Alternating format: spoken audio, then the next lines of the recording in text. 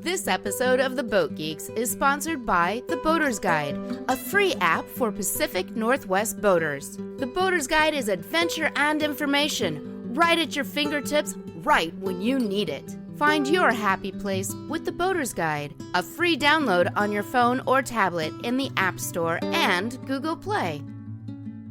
On this episode of the Boat Geeks, we have Darren Austin from OnBuoy, and it was a pleasure having another Darren in the studio. Our 3D episode. Absolutely, it was.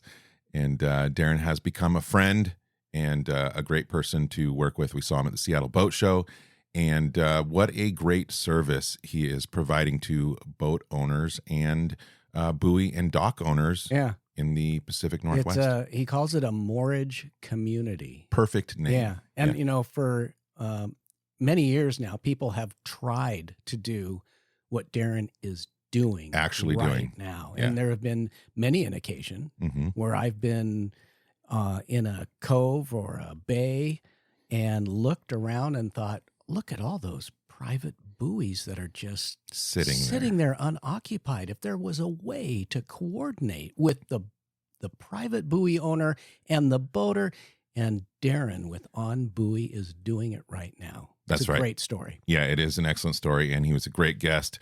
So let's get right into it. Darren Austin from OnBuoy. From beautiful Port Townsend, Washington, a Victorian seaport on the Salish Sea, and recorded aboard the motor vessel Traveler. It's the Boat Geeks with Darren and Darren. I'm daydreaming of a day. I'm not wasting my time. Don't wait till I come alive. Sail away. I'ma sail away. Welcome to the next episode of the Boat Geeks. I am your host, Darren. And I'm your other host, Darren. And I am your guest, Darren. Oh my gosh. That's true. This is once in a lifetime. It'll never happen again. This is our 3D episode. That is absolutely correct. 3D. The three Durwoods. I love it. Yes. Darren Austin from OnBuoy. We are going to get into your story very momentarily, but if you guys can do me a solid here, I don't know if any of you are familiar with the one of the oldest memes on the internet is the Spider-Man meme, where there's three Spider-Men from different alternate universes. Yep. I think I know this. Pointing at each other. Yep. And I think we need to have that moment. I like it. So I like it. Yeah. And yeah, there we go. All right. We're going to use that definitely. Not only are we promo. the Boat Geeks, we're the Darren Geeks. Yes, The we are. Darren Geeks. 3D. I love it. And I do have to say that, my apologies, Darren, but Yeah. he does spell his name correctly. Correctly. The spelling you guys are using is strange. I don't understand it. I don't know, man. It's whenever somebody tries to pronounce my name, it's always Darren or Darion or whatever.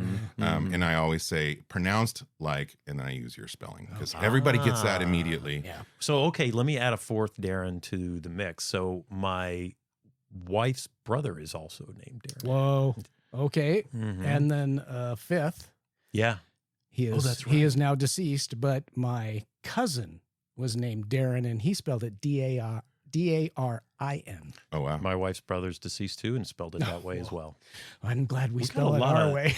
There's a lot of synergy here. Yeah. Wow. And we both know Grover. We both know I don't Grover. think that'll come up in the episode, but my wife knows what we're talking about. Yeah. So, Darren, I'm sorry. That's going to happen. We're very happy to have you here. Thank you guys for having me. Yeah. So OnBuoy, well, first of all, before we get into your company and your app that you've started up, I would love to just hear a little bit of a background on you. And obviously we are the Boat Geeks. Yep. Oh, yeah.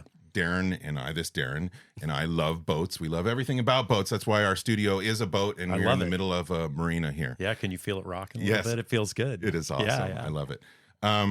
Do you have any history with boats? Why do you, Darren, love boats? That's a really good question. So I actually have been on boats most of my life. My dad owned a boat when I was a young kid, and we went out as a family. As an adult, I've never actually owned a boat, but I've been one of these people that you always hear about. Like the best thing you can do is have a friend with a boat. Yeah, absolutely. I have had friends with boats, and so I spent a lot of time on them. And this idea of OnBuoy came around from me being on the boat with them, you know, doing overnight trips or excursions or whatever we do, and finding, you know, I'm also, my background is an engineer, right? So mechanical engineer, and I've been in software and stuff, and I find problems and I like to solve them. They kind of get stuck in my head and I can't get rid of them. It's like a, you know, like one of those songs you can't get out of your head. Earworm. Yeah. Like I get something like that and I can't get it out of my head. And so, you know, when you're on a boat, anybody who's been on a boat knows there's no end to little problems that you can solve. And it's helpful to be creative, right? So True. Yeah. So I spend a lot of time on the water. You know, thought about getting my own boat, but I'd have to be not on my friends' boats. You know, we'd have to figure out how to trade that out. So maybe one day. You know, the most affordable boat out there is called an OPB. Okay. Other people's boats.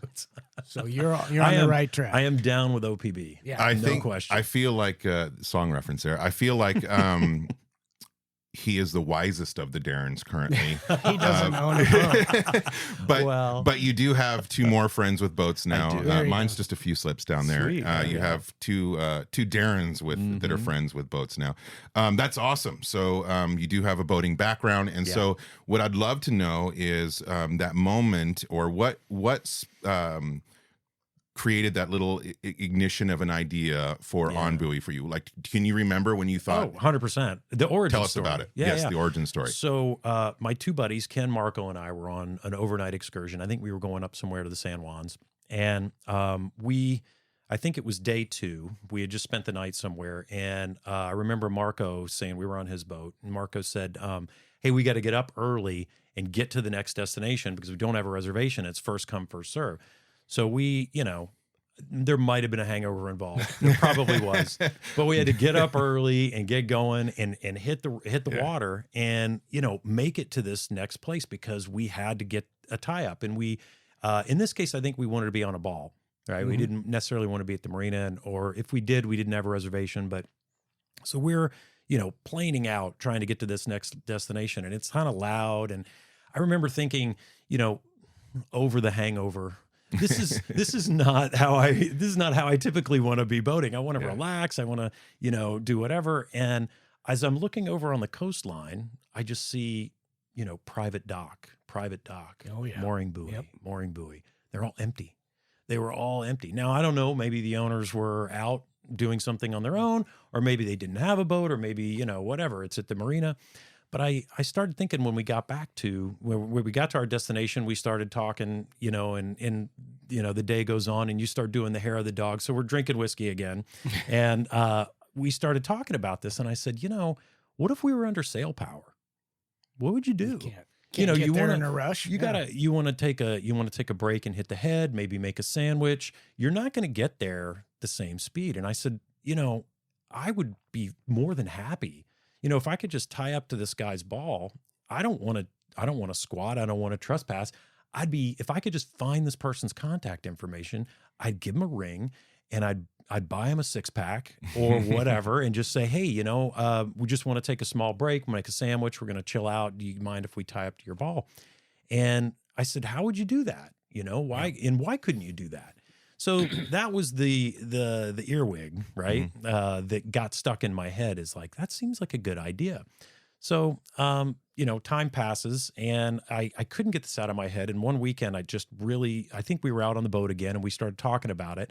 And I said, okay, that's it. And I went home and I sat down and I just wrote out a business plan. I said, okay, we're going to figure out how to do this. And I started saying, okay, well, I don't know, you know, anything about doing this, right? I'm not an expert. So first thing I need to do is start asking questions. And so I started researching it, and I found that there is a ton of problems that could use a good solution like this. One of the problems was environmental. Like, there's nothing you can do. You own a boat and you're going somewhere, you need an anchor, but anchors can do some damage. And so, you know, even if you're using it properly, I can't even tell you, but, you know, 90% of the time we pull our anchor up, there's something on it, right? And that something's usually living. Yeah. So, you know, you think like, you know, it'd be nice to not have to drop an anchor and setting it and all of that. And then you've also got that issue of, you know, people say nobody sleeps a good night's sleep on anchor, right? Tides come up, tides go down, anchors can pull. And, some really experienced boaters have told me, nah, I know what I'm doing. I don't worry about that. And I get it. Some people don't, but some people do. And so I thought, well, that's an interesting sort of a problem. And then I started, contacting the DNR, the state DNR, and I started saying, hey, this is something I'm thinking about doing, and I'd love to get your perspective on it. And they said, well, you know what? We kind of have a bit of a problem. There's not enough moorage out there, and it's kind of hard to get permits. There's a lot of backstory on what's going on there, but, not the popularity of boating has really exploded, certainly since the pandemic. But what hasn't grown is the available places to moor. And you could probably find a slip in a marina, like if you just need a place to put the boat. But if you're traveling somewhere, guest moorage is scarce, right? Yeah. And so, and it's not a lot of new stuff coming online. And so I thought, well, hold on, this is interesting. We have a shortage of moorage. We have popularity of boating. We have some environmental challenges where we'd love to be able to tie up instead of, dropping the anchor. It's sometimes easier to tie up to a buoy, right, than drop anchor. Maybe there's something here. Like maybe this can really be a win-win-win. And so I did a bunch of research. I had a day job, so I set this one on the shelf. And over the next 3 years, it just kept calling to me. It just kept saying, every time I turn on Shark Tank, right, it's I see somebody getting a deal for an idea that I had 7 years ago, and I was too lazy to do something about it. And so this one kept calling off the shelf to me going, Shark Tank, you're going to regret not doing this. This is a win-win. And so when I decided to change careers or leave the job I had, I talk about OnBuoy as being my fourth or fifth midlife crisis, depending on how you count. My wife might say it was my seventh, but I think it's either the fourth or the fifth midlife crisis. But I decided, you know what? I don't want to have the regret of not giving this a try. Yeah. So I wanted to put it out there. Good for you. And so about a year ago, I started diligently going about, building this thing out, and decided to incorporate it as a social purpose corporation, which is not something a lot of people know about. It's not a nonprofit, but it's also not it is a for-profit, but it is sort of an entity that says, hey, we want to do some public good, and we're going to hold ourselves to that standard. So I did that and said, okay, let's see, how do we make this that it's a win for everybody? Well, boaters obviously are going to be happy. They got extra places to tie up. Let's put an environmental angle in this. Let's not only help people not drop anchor if they don't have to, let's take a portion of our proceeds and kick that to shoreline restoration, right? Because we could use more of that. So I said, okay, we've got that going.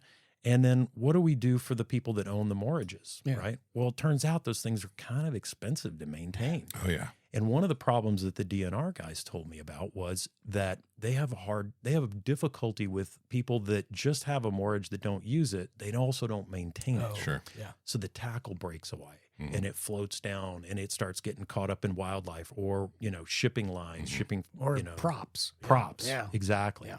So what if we could give those folks an easier time of maintaining their moorage so that the equipment that's in the water today is healthier, it's more maintained. We can make better use of the resources we have so we don't have to put more equipment in the water. Like sometimes you'll need to put more equipment in the water, but if you can better utilize what you got, that's a good thing too. So anyway, I started trying to say, okay, let's make this, let's design this in a way that just would be the right way to do it, in a way that everybody can get behind. Whether you care about the health of the environment or you're a tribal member that is concerned about fishing rights and encumbrances, whether you are responsible for natural resource management, whether you're a boater, whether you own a moorage, whatever your affiliation with, our public waterways and boating, I wanted this to be designed in a way that people can feel like, yeah, this is something we can get behind. Yeah. And so that's what I've been doing. So it's really a win-win-win. It's a win for the boater, it's a win for the environment, and it's a win for the people that own these moorage locations. And I can say for sure, my limited experience, I haven't been a boater as long as Darren has, but I see empty balls and docks all the time. All the time. More often than I see with a boat on them. You know, and that could be for any reason. Like you said, they could be out right now, or they could not have a boat currently, or whatever. Yeah. And you're right. Everything that is near the ocean water or seawater, salt water, is very difficult to maintain and expensive. So I think this is just a brilliant service. That's why we're behind it. Yeah. Yeah. 100%. Well, I like I appreciate said, everybody can get behind it, and there's no reason not to. And the environmental aspect. Yeah. We just had Bob Wise on, and a big part of what Arbaugh does is with the eelgrass, right? Yeah. And you know, that's what do they call that? Like the plains of the sea or whatever. Oh, it's amazing. Yeah. I mean, just the carbon capture. The carbon capture is that amazing. seagrass does is phenomenal. Yeah. And it's disappearing all over the world. Well, you know, when I first started thinking about this, I had no idea of the importance of eelgrass. I knew what it was, but I thought of it as sort of seaweed. Yeah, me too. And I didn't think anything. I'm like, okay, Totally. yeah, this is the stuff that's on the chain when you pull the anchor up, right? Now, I don't think that I've ever anchored in eelgrass, but, you know, up until recently, I'm not even sure I knew, you know? Yeah. But when I started learning about this, and I started learning about bull kelp, and I started learning about the whole ecosystem from, you know, the salmon fry and everything that are, you know, propagating in these eelgrass beds. Dependent on it. Yeah. It just it has knock-on effects going down the chain. All the way up to the orca. All the way up to the orca. Actually, you know, a lot of the way people I talk to are fishermen. Yeah. And the fishermen actually knew about this before a lot of the boaters I talked to did. Yeah. Yeah.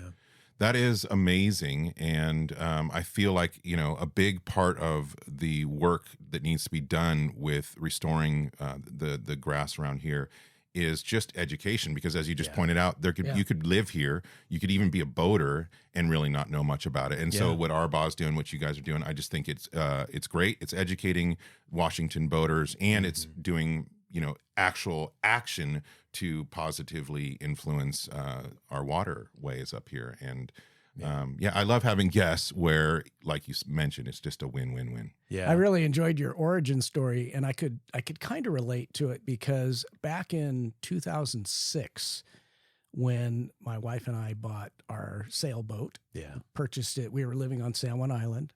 It was purchased. It was in Port Orchard at the time, and when I brought it up, we weren't able to get a slip in Friday Harbor Marina, Warbass, Shipyard Cove, Roach Harbor. Those are tough places to find. Yeah, and we were living there, and I was talking about it like at the bank, and this woman said, "I heard you're looking for a place to put your boat."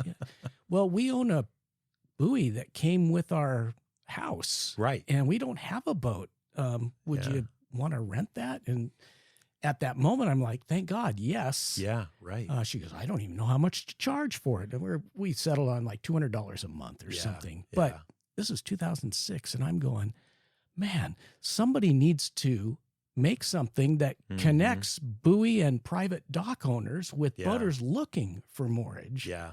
So you've finally done it. And I do have to say that my wife was the advertising director for Latitudes and Attitudes magazine. And she just, when I was telling her that you were going to be on the show, she went back to her cards and pulled out this old card called Slip Finder. And it was somebody that was that's gone. It's not, it doesn't exist anymore. Right. So what I would like to ask you is, knowing that other folks have tried this and they haven't necessarily succeeded. Yeah. What are you doing that's going to ensure that OnBuoy actually succeeds and connects the boaters, dock, and buoy owners together? Well, I think the main thing is, and this is something that's sort of personal and importance to me, I get really inspired. The reason I can get so into what we're doing with OnBuoy is I get really inspired with these win-win-win scenarios. If you can create a scenario where everybody's involved is getting value, and then you can make that sustainable from a financial perspective, right? Which means I am a for-profit entity. I need to be able to pay the bills and do the things that need, hire the interns and all that kind of stuff. But I think the ace in the hole for OnBuoy, or what I hope it will be, is this idea that there's something for everybody. That It's not just, I'll tell you, I had somebody tell me one time, like, oh yeah, like you guys are Airbnb, but for boat moorage. And I'm like, well, that's not really how I want to think about this. And it's not really what I'm trying to build here. What I'm trying to build are a community of people that care about boating, they care about the environment. And you get the boaters, you get the moorage owners that say, you know what, I'd be happy to host somebody. And you get the boater that say, you know what, I'd be happy to help you maintain that thing. Yeah. And the environmentalists say, yeah, we love that you're making more efficient use of the resources, and we're happy to use some of the proceeds to, restore shorelines and stuff.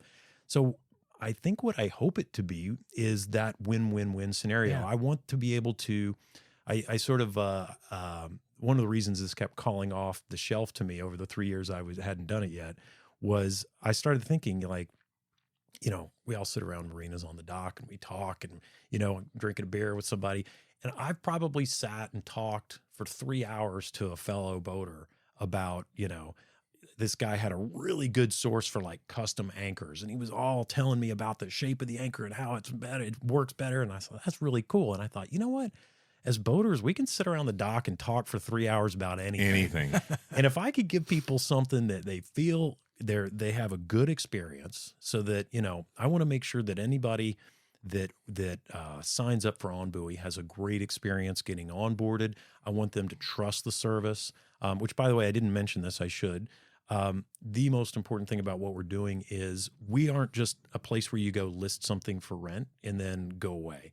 And in fact, every moorage that we're going to put on OnBuoy is going to have a documented inspection report for structural integrity within the previous 12 months. Wow. So the reason I do that is, if you think about it, if I just did this thing and said, okay, well, yeah, we're just going to connect boaters and moorage owners, and like this example that you had, the woman that had that moorage off of her property, you probably want to know that thing's structurally sound. Oh, yeah. And in your case, maybe you had a diver go down there and check it out or whatever. But like, if you're just stopping for a night on somebody's moorage and they're nice enough to offer it to you, that's great.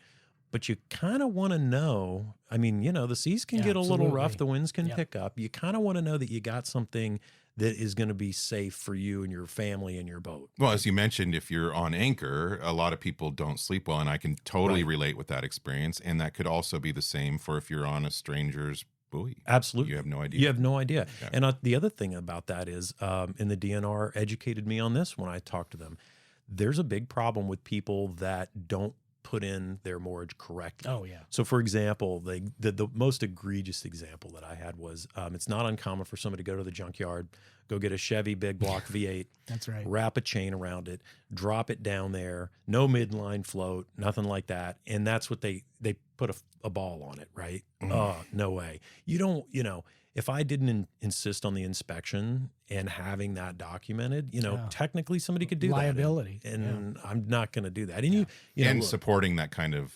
activity. I don't want to support that activity. And the other thing too is, anything can happen on the water, right? Yep. We're dealing with salt water a lot of times. It's corrosive. So yeah, you can never guarantee everything in the world, but you can do a whole lot to minimize the risk. Absolutely. And that's all, that's what we try to do. I think the comparing it to Airbnb for maybe a layperson makes sense, because what they're thinking is, somebody who has a space, somebody who wants a space, and the simplicity of it. And I think maybe that's an advantage that you have over however long ago it was that Slip Finder existed, is that now we have technology that makes things a lot easier. More people are using apps. Yeah. I mean, I think, to your point, the win-win-win aspect is the strongest part of this. Yeah. And you're doing, it sounds to me like you're doing everything right in terms of trying to. Yeah. And in terms of setting up this business, I'm very impressed with that. Thanks. And just like your experience, when I bought my boat, I couldn't find a slip. Yeah. I was very ignorant buying my boat. And we brought it out here, and we were just anchoring out here for 3 months on a waiting list here, hoping. We are on multiple waiting lists at multiple marinas, and there's a huge deficit of space in the Washington and Pacific Northwest. Yeah. And it was some of my most stressful time ever. Yeah. I only live 15 minutes away, but I was driving down constantly, and my boat did move. Yeah. On anchor, and I I mean, that was just horribly stressful. And in the midst of that, there's private docks right all that over are the place. empty. Yeah. Right. Private docks buoys. that are empty. Yeah. Exactly. Private docks that, there's some that have boats on them, but there's some that are empty. Yeah. I would be so envious. And I'm thinking, but if I could just tie up for a little while, Right. and I would have paid money and everything. Yeah. So that's, your service didn't exist. I could have totally used your service. And to me, that is representative of a very good business idea. Like when you can feel the need yourself and your origin story, I think, another app we know of had a similar origin story where there was an obvious need. And so I think that's great. I'm very hopeful and excited to see, and this won't be the only 3D podcast. We will have you back, and we will see the progress of this. Yeah, because you're just getting started for the most part. Literally, just you guys are so, some of the first people. I mean, we have most of our viewers and listeners are probably Googling and going to OnBuoy. What is that? So, what is your elevator pitch? To just succinctly describe what OnBuoy is, so people get an idea. We are a guest moorage community. That's what we are, and with an environmental angle. I love the community aspect because one thing that I've found becoming a boater and being in around boaters for this long is community. That's probably one of the aspects of boating that I love the most is the community. Whether you're talking about a yacht club or just people at the marina, and you're right, you can just be walking along and start talking to somebody, and 3 hours later you're like, wow, and community is a really big part of it. And Yes. I hope that what we create is something that is vibrant in that way. Yeah. I mean, if with the Airbnb comparison, the reason I don't like using that so much is because I don't view it as so much of a community as more as people just offering things to kind rent. of the opposite. It's kind of the opposite. In the knock-on effects of what that's done with different real estate is not something that people typically like, even if you're using it and making money off of it. What I'm looking for is a community of people that care about the environment, that care about the boating experience, and we can all have something to contribute. I would argue that Airbnb is a win-win-lose. And so the people that are staying are a win, the people that are renting are a win, but the community often is taking the loss because well said. I mean, we all know, right, what Airbnb can potentially do. But I just don't see a downside to OnBuoy and a lot of upsides. And so so obviously you're serving multiple areas, the environment, but so you're a boater, and you're interested in OnBuoy. What is the easiest way for a boater to start using your service and find out what you're doing? Obviously, you can go to onbuoy.com. Go to onbuoy.com. We've got the boat show coming up next week, and I'll be there. We'll see you there. I'll be at the boat show. Literally go to OnBuoy, BUOY, which, by the way, is tough to spell sometimes. The O and the U get mixed up, but I have them both, so one will redirect to the other. Very smart. I thought about that. That was very smart, man. I can't tell you how many times. It was months before I stopped misspelling that. But anyway, go to OnBuoy. You can sign up for free. For 2024, it's our inaugural year. I'm not charging any membership fee or anything like that as a boater. Eventually, I think we probably will to be sustainable. One of the interesting aspects of it is there's flat pricing. A mooring buoy, $30 a night. A private dock, $50 a night. Just keep it real simple. Very affordable. And affordable. And I would do it in a heartbeat. Well, and it should be. It should be affordable. It should be easy. That's the one thing about the boating experience I think has been for me it's sometimes a little challenging. A lot of things are really complicated and intimidating. And as a very new boater, I mean, you're surrounded by old salts who've been doing this forever. But I find that even some of your old salts we learn every day. There's always stuff to learn. Every time. So you said challenges in boating. So you have kind of 3 challenges at this point. You've got just to get awareness for OnBuoy out there. You also have to get private dock and buoy owners aware and signing up to make their properties available. And then you have to get the boaters aware so that they go and they start utilizing. That's right. So how are you prioritizing or addressing those major challenges? My number one priority is to get moorages on the system. And I'll build on that challenge because I think once we've got Moorages out there, a number of them, and we have a few on there today, but they're growing every week. I think boaters will find it. I am dedicated to ensuring everybody has a good experience, so I'm confident we can do that. So I think the boater aspect of it will build itself. Sure. And we'll do Word of mouth. promotions at yacht clubs and marinas and Yeah. work, but Yeah. word of mouth is going to be great there. The owners are harder to find. Where do you go to find these people? Where do you go? Well, it took me a while to figure that out, actually. And what I finally decided was, I care about the moorages that are well maintained. So who's maintaining these? And so I started reaching out good to angle. the divers and the Yes. people that clean boat hulls and inspect moorages, right? And so at the boat show, I'll be there with Alpha Marine, Jim from Alpha Marine Installations. He does the helical screw, which is the industry, the best in class. Yes. And Jake from Northwest Moorage, also he and Jim work together. And then Chris from Dave's Dive Services, he's another great inspector out there. And then R&R Moorage up in the San Juan. So all of these are inspectors that I've reached out to and I said, hey, this is what I'm doing. The first question I ask people is like, I need your feedback. Tell me what I'm doing wrong. I want to make this thing better. And by the way, that goes to everybody I talk to, is like the only way to make this successful is for me to not assume that I know what I'm doing and assume that there's always more to learn and that there's always ways to make it better. So I'm sure we'll change things over time. But I reached out to these guys and said, hey, here's what I'm doing. Is there a way for us to work together? And they all said, yeah, this is great. This is something that helps our business. It helps, improve the overall health of the Moorage network and the sound. We'd love to work with you. And they've been really gracious and said, we'll let our customers know. So right now, those 4 divers and inspectors are actually letting their customers know, like, hey, Great. we just got an inspection done. By the way, if you're interested, you can help offset some of the costs using OnBuoy if you're open to sharing. And we've gotten a pretty good response. I would argue, depending on the spot, that it could not only offset the cost of maintenance, but depending on the spot, it could become a for-profit It can situation. be a little It revenue could be. stream. I have to be a little careful. I don't want to turn. I have to be a little careful. Yeah. I don't want to turn it into. We're heading in the Airbnb direction. Yeah, aren't we? I've got to be a little careful about that. So really, in the stated purpose is, hey, if you could have a moorage that effectively was free for maintenance, wouldn't you That's do that? Good Yeah. enough. Wouldn't right you do there, that? yeah. Absolutely. Yeah. So when I visited the site, there's a section on there, if you do own a ball or a dock, to contact you. Yeah.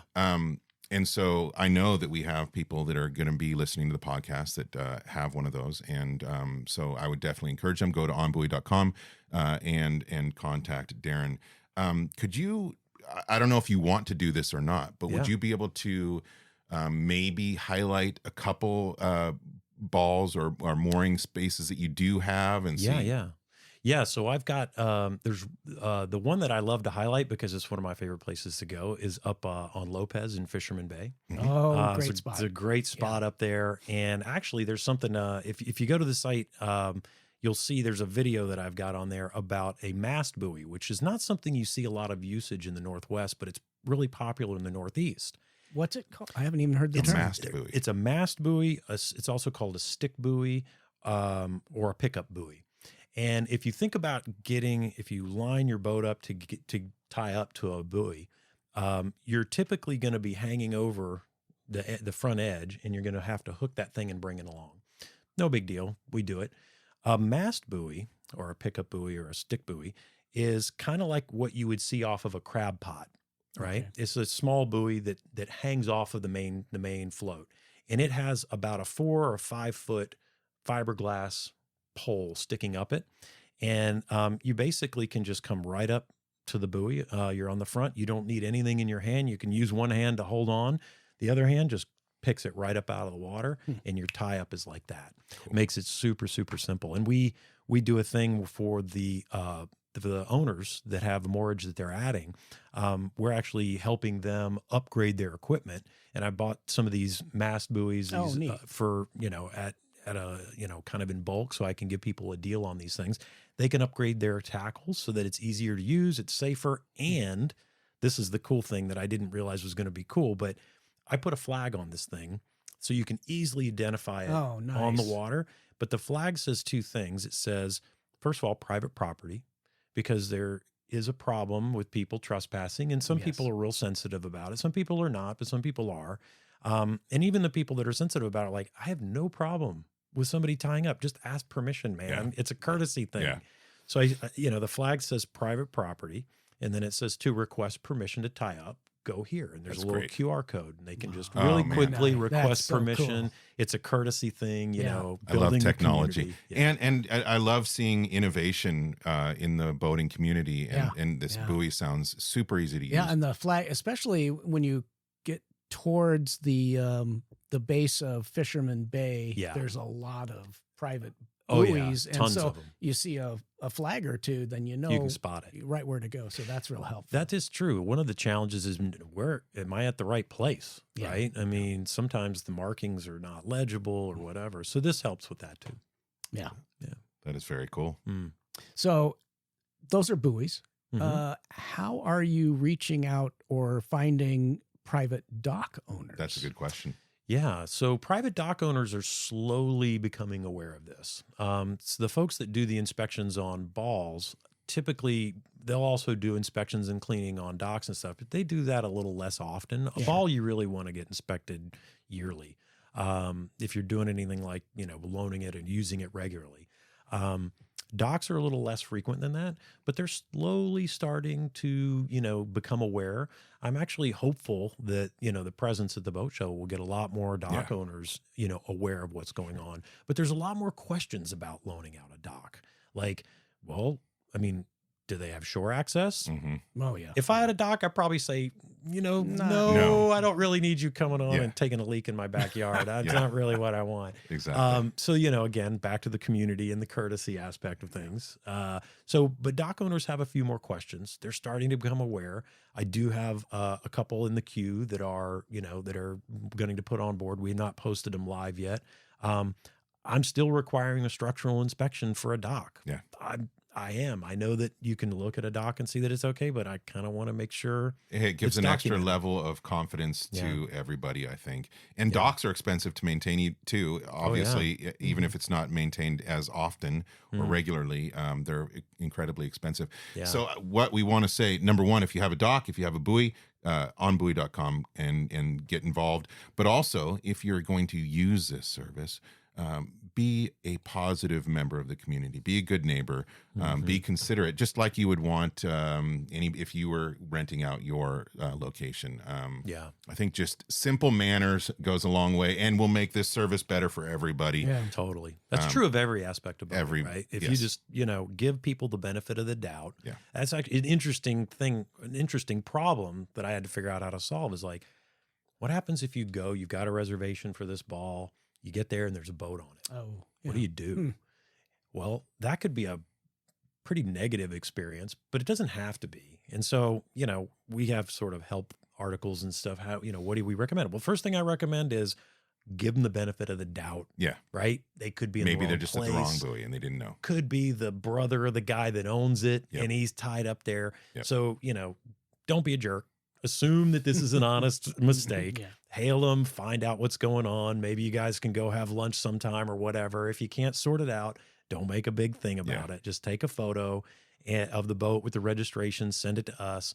I'll make sure you find another place to tie up. In the meantime, after you're settled, I'll take that photo of the boat. If there was a person being a jerk and they were trespassing and it wasn't, legitimate, I'll make a note of that. And that person, eventually, I really believe OnBuoy is going to be something that will be, prolific and we'll all appreciate. Yeah. Cool. Eventually, that guy's going to want to use the system. He's going to want to join the community. Yep. And when that happens, there's going to be a reckoning. Some Right? karma. You're gonna have some fees to pay and maybe a handwritten apology that's Yeah. due to somebody, right? So, Now, I noticed on your website, it said 24/7 support. yeah. Really? Yeah, my wife's not particularly thrilled about that, but yes. You are And- a brave Darren. Yeah. Well, it's true, but like at the end of the day, this has to be it has to be something that we all trust. Mm-hmm. It has to be something that we feel like we've got a good experience. And by the way, let me just say for the record, I'm sure I'm going to screw something up along the way, right? I I don't know what Are it you is. saying you're human? I might be. But, hopefully there's enough good things that happen along the way where I can get the benefit of the doubt. If something, if I screw something up or, don't pick up the phone at 3 a.m., which I probably would, much to my wife's disappointment. I can't imagine any boater, unless by freak of nature, a gale and they're pulled off, who's going to call you at 3 a.m? Yeah. The normal moorage times, you might get calls. And I don't mind. I mean, look, at the end of the day, at some point, we don't, team's very small right now, which, by the way, if people are listening to this and somebody who's interested, a young kid, a student looking for an internship, I'm hiring. All right. There you go. Right. So let's bring some help in. But eventually, if this thing gets to scale, I absolutely anticipate having a 24/7 support line where if there's a problem, there's going to be a documented solution. Like, okay, let's make sure we get somebody situated and then get them okay, and then we'll deal with whatever other thing, whether it's damaged equipment or trespass or whatever it is. I anticipate having that where it's not just me and maybe one other person there manning the phones. So you're starting here in Puget Sound, Yeah. the Salish Sea. Yeah. I sensed designs for maybe a national presence. I hope so. I hope so, because the problem, There's definitely a market for it. there's a market for it. The lack of available moorage is not just related to the Salish Sea. Of course. Yeah. Right. No. And the environmental challenges are not just relegated to what we have here. Actually, for those that go down to British Virgin Islands and the Florida Keys, they have a lot of concerns about people Coral anchoring reefs. with coral reefs. Yeah. They have whole sections that are no anchor zones. I want to say maybe the BVI, it might be like a no anchor zone around that whole thing. I could have that wrong. It might be, there's an area certainly around down there that is. I can't imagine the anchors. damage I that think anchors it's would do Anegada. Oh yeah. to coral. Yeah. Well, And we're already facing a bleak situation with coral reefs Yeah. around the world. Oh yeah. I think that's a service. Obviously, again, it's just going to be win-win-win everywhere. And I wish you much success. A friend of mine always says, with success,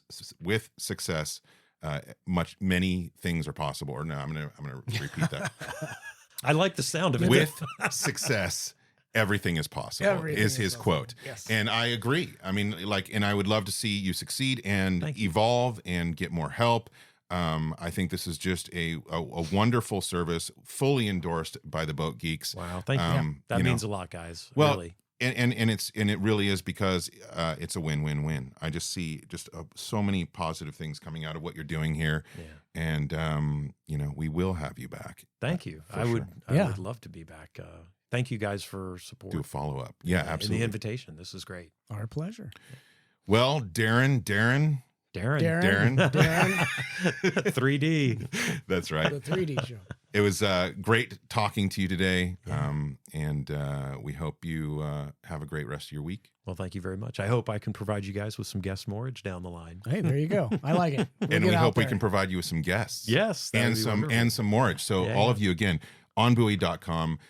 Check it out if you are looking for space to tie up. If you got space to tie up and you want to make that a part of the community and help your fellow boaters in Washington, check it out, onbuoy.com. Darren, have a great day. Thank you. Darren. I'm daydreaming of a day. I'm not wasting my time. Don't wait till I come alive. Sail away. I'ma sail away. Like being in the sunshine, waking me up on the bright side. Living for a better day. I'ma sail away. Yeah, I try to live every day to the fullest. There's beauty in everything. I try to notice holograms form from the wind through the trees. There's gotta be more in this world left for me. Sing hallelujah from the basement floor.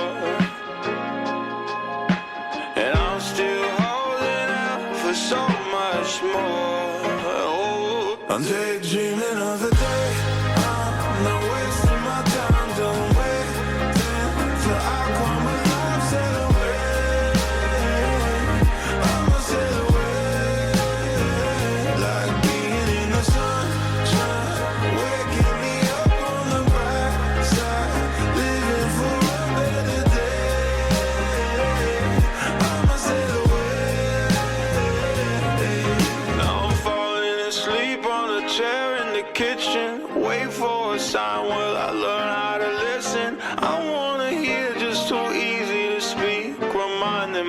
myself, I'm not in this too deep. Sing hallelujah on the basement floor.